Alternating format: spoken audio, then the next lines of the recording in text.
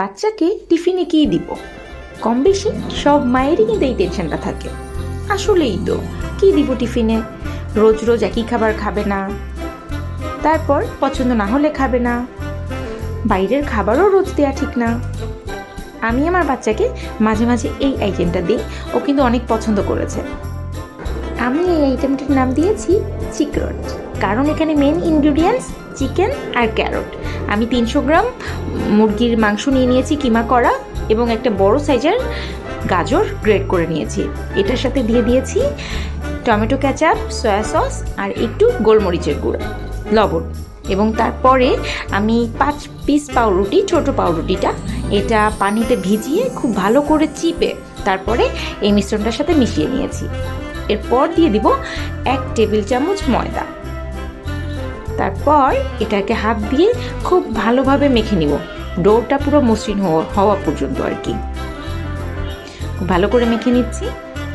মেখে নেওয়া হয়ে গেলে আমি এটাকে কিছুক্ষণের জন্য রেস্টে রেখে দিব।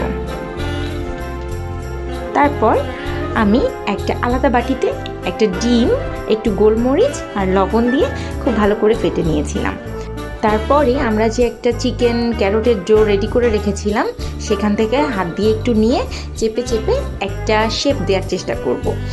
এটাকে আমি ঠিক নাগেটসের শেপও দিব না, একটু লম্বাটি করে একটু শেপ দেখি কি হয়, একটু লম্বাটি টাইপ শেপ করেছিলাম।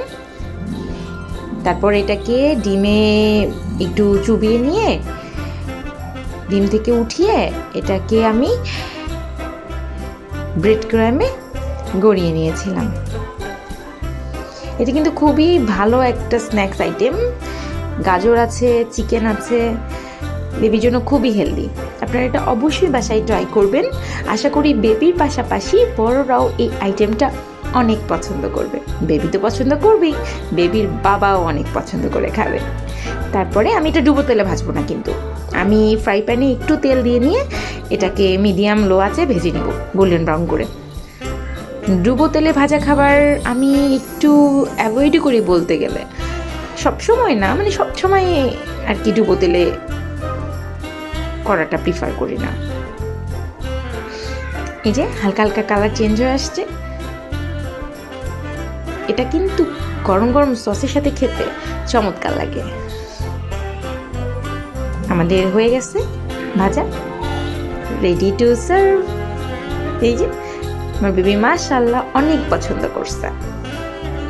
ভালো থাকেন, শীতে নিজের যত্ন নেন, ফ্যামিলির যত্ন নেন, আর মজার মজার খাবার বানায় খান। ওকে, তাহলে কথা হবে আবার। আল্লাহ হাফেজ।